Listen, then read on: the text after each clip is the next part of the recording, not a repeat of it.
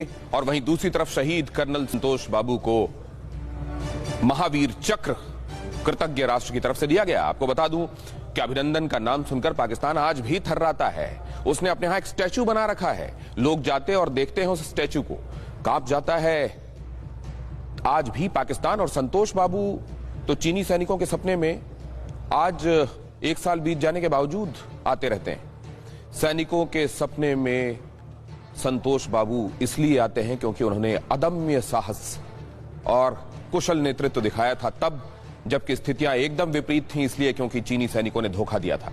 अभिनंदन पाकिस्तान की सीमा में बेधड़क घुस गए थे। 27 फरवरी 2019 को पाकिस्तान के फाइटर जेट्स को मार गिराया था।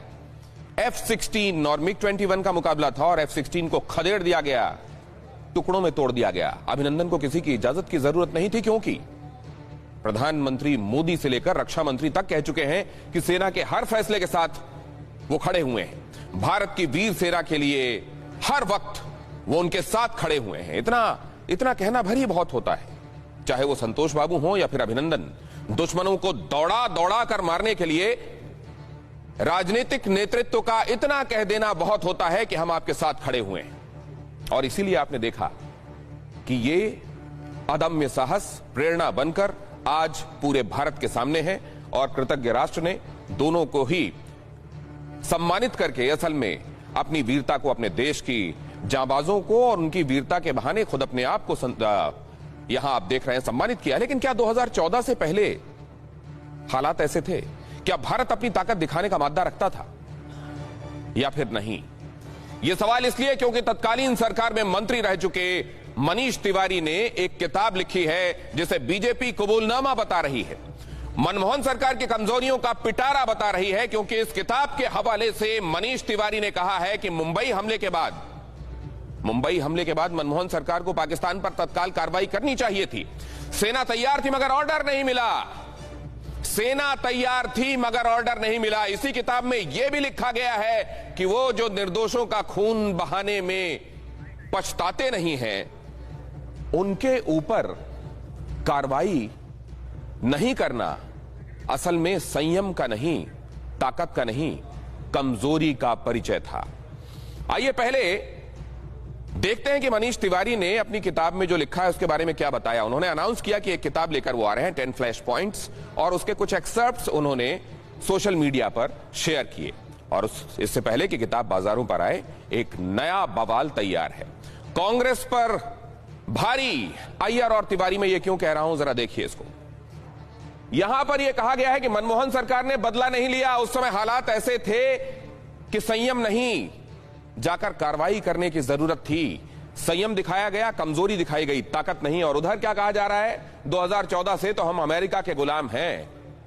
हमने चीन से जानबूझकर पंगा इसलिए लिया है क्योंकि अमेरिका ऐसा कराना चाहता है और हम अमेरिका के गुलाम बनकर रह गए हैं, ये कह रहे हैं मणिशंकर अय्यर। मणिशंकर अय्यर इससे पहले भी न जाने कितने बार अपनी जुबान से कांग्रेस के लिए एम्बेरसमेंट का कारण बनते रहे हैं। और G23 के सदस्य कहे जाते हैं मनीष तिवारी कि वैसे ही खफा रहते हैं। क्या उसी खफा होने की वजह से उन्होंने ऐसा किया? क्योंकि इससे पहले उनकी 4 किताबें आ चुकी हैं, उनमें से एक किताब का विमोचन तो खुद मनमोहन सिंह से उन्होंने कराया था। क्या उस समय कमजोर नेतृत्व की खलिश केवल एक किताब में बाहर आती है? लेकिन तिवारी जी के तीर किस तरीके से लगे हैं जरा वो देखिए। तिवारी के तीर क्या कहते हैं? तिवारी के तीर कहते हैं मनीष तिवारी 10 फ्लैश पॉइंट्स। वो ये बताते हैं कि 20 सालों में नेशनल सिक्योरिटी का लेखा जोखा है इसमें।